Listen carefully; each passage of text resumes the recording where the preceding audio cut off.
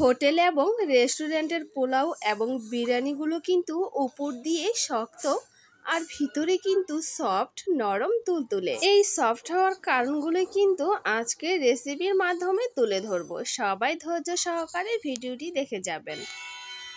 আসসালামু আলাইকুম রহমতুল্লাহি ওয়া বারাকাতুহু। ব্যাচেলর ভাইয়া এবং প্রবাসী ভাইয়াদের জন্য এবং কি নতুন রাঁধুনিদের জন্য কিন্তু আজকে নিয়ে এসেছি সহজ এবং মজাদার ডিম পোলাও রেসিপি। আশা করি আমার এই আজকের রেসিপি আপনাদের অনেক ভালো লাগবে। একটা লাইক দিয়ে দেখতে থাকুন। আমি সর্বপ্রথম চালগুলোকে ধুয়ে পরিষ্কার করে নিব।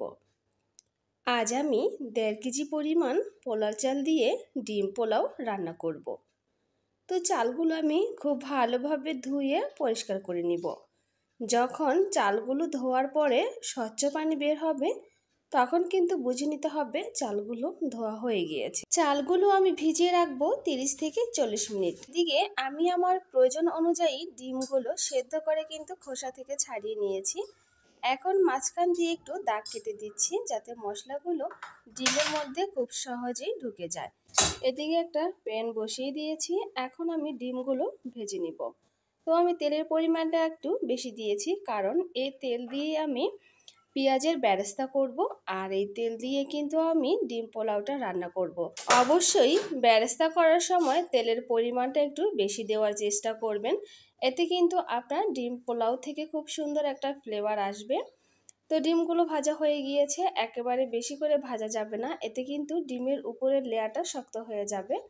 তো হালকা সফট করে ভেজে নিতে হবে। এখন আমি পেঁয়াজগুলো বেরেস্তা করে নিচ্ছি।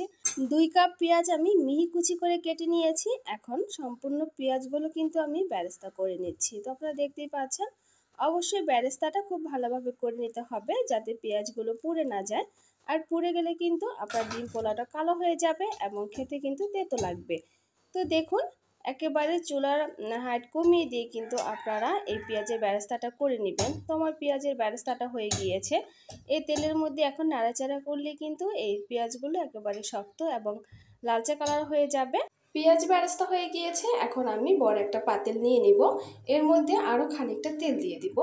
এরপর আমি দিয়ে দিব দারচিনি, এলাচ, তেজপাতা। তো এগুলোকে একটু হালকা করে ভেজে নিব যাতে এর যে একটা সুঘ্রাণ আছে সেটা যেন পোলার মধ্যে ছড়িয়ে যায়। তো অবশ্যই তেলের মধ্যে আগেই গরম মশলাটা ভেজে নেবেন। এরপর আমি দিয়ে দিব আদা রসুনের পেস্ট। তো আমি যে পেঁয়াজের বেরেস্তা করে তেলটা রেখেছিলাম সেই তেলটাও কিন্তু এখন আমি দিয়ে দিলাম। তো আদা রসুনের পেস্ট আমি দিয়ে দিব 4 টেবিল চামচ। 3 টেবিল চামচ আদার পেস্ট আর 1 টেবিল চামচ পরিমাণ রসুনের পেস্ট। এখন দিয়ে দিব পেঁয়াজের বেরেস্তা। আমি যতটুকু পেঁয়াজের বেরেস্তা করেছিলাম তার অর্ধেকটা এখন আমি দিয়ে দিব। এরপর খুব ভালোভাবে নেড়ে চেড়ে মশলাটা কষিয়ে নিব। আদা রসুনটা খুব ভালোভাবে কষিয়ে নিতে হবে যাতে এর এক্সট্রা গন্ধটা চলে যায়। তো এরপরে আমি গুঁড়া মশলা ব্যবহার করব। আমি প্রথমে দিয়ে দিচ্ছি ধনিয়ার গুঁড়া 1 চামচ, জিরার গুঁড়া 1 চামচ। এরপরে দিয়ে দিব সামান্য পরিমাণ মরিচের গুঁড়া। যেহেতু ডিম পোলাও রান্না করব, পোলাওটা যেন লালচে না হয় সেই জন্য হালকা করে একটু মরিচের গুঁড়া দিয়ে দিব। আপনারা চাইলে মরিচের গুঁড়াটা স্কিপ করতে পারেন। তো সামান্য পরিমাণ একটু পানি দিয়েছি। এখন মশলাটাকে খুব ভালোভাবে কষিয়ে নিতে হবে। এরপরে আমি দিয়ে দিব টক দই। টক দই দিয়ে দিলাম 2 টেবিল চামচ। আর বাদাম বাটা দিয়ে দিব আমি 1 টেবিল চামচ। এটা যে কোনো বাদাম বাটাই আপনারা দিতে পারেন, কোনো সমস্যা নেই।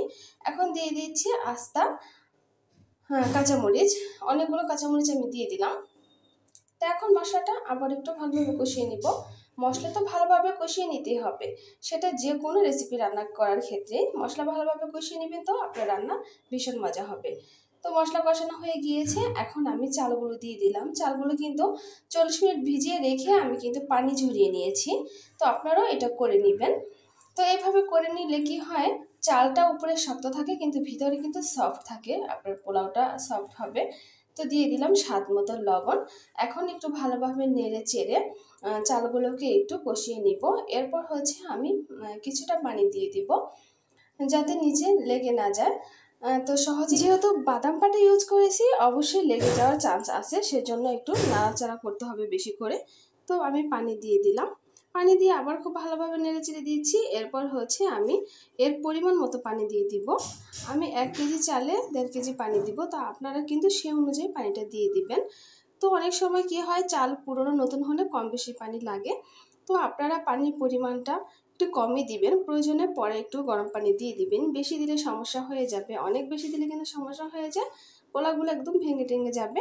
তো খানিক বাদে চলে আসলাম, দেখুন বলক উঠে গিয়েছে। এখন আবার একটু নেড়ে চেড়ে দিব। এখন কিন্তু চুলার তাপ কমিয়ে দিতে হবে, হালকা আছে কিন্তু এখন রান্না করতে হবে, যেহেতু পানি শুকিয়ে গিয়েছে। তো দেখুন পানি কিন্তু পুরোপুরি শুকিয়ে গিয়েছে, আর আমি কিন্তু চুলার হাইট কমিয়ে দিয়েছি। এখন আবার একটু নেড়ে দিয়েছি, হালকা করে নেড়ে চেড়ে দিতে হবে, বেশি নাড়া যাবে না, তাহলে কিন্তু পোলাওগুলো ভেঙে যাবে। তো এখন আমি এর উপরে ডিমগুলো সুন্দরভাবে ছড়িয়ে দিলাম। এরপর হচ্ছে আমি দিয়ে দিব পেঁয়াজের বেরেস্তা। তো আমি অর্ধেকটা বেরেস্তা রেখেছিলাম, সেটাই কিন্তু এখন আমি দিয়ে দিলাম। পেঁয়াজের বেরেস্তা দিয়ে দিয়েছি, এখন দিয়ে দিচ্ছি ঘি দিয়ে দিব 2 টেবিল চামচ। আমার ঘিয়ের পরিমাণটা কম ছিল, আপনারা আরেকটু দিয়ে দিবেন থাকলে।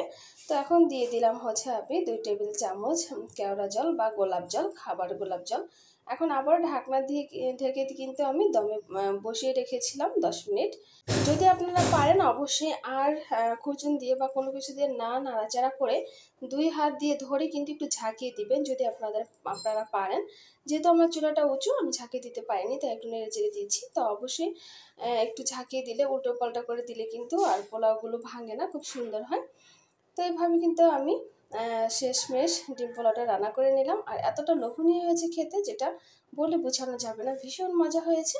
তো দেখুন ফাইনালি কিন্তু আমার ডিম পোলাওটা হয়ে গিয়েছে। তো আশা করি যারা আমার ভিডিওটি দেখছেন বা লাইক দিতে ভুলে গিয়েছেন, তারা অবশ্যই একটা লাইক দিয়ে দিবেন। আর যারা অলরেডি আমার পাশে আছেন, আপনাদের অসংখ্য ধন্যবাদ। নতুনরা অবশ্যই আমার পাশে থাকবেন, পাশে থাকা বেল আইকনটি প্রেস করে দিবেন, যাতে আমি ভিডিও ছাড়ার সঙ্গে সঙ্গে নোটিফিকেশন আপনাদের কাছে গিয়ে পৌঁছায়। এখন কিন্তু পরিবারের সবাইকে নিয়ে পরিবেশন করার পালা। তো আপনারা দেখতে পাচ্ছেন কতটা লোভনীয় হয়েছে দেখতে। আর আমি কিন্তু অনেকটাই সাড়া পেয়েছি সবার কাছ থেকে এই পোলাওটা রান্না করার পরে, সবাই অনেক পছন্দ করেছে। তো আজকের মতো বিদায়, দেখা হবে নতুন কোনো ভিডিও নিয়ে। সবাই ভালো থাকবেন, আল্লাহ হাফেজ।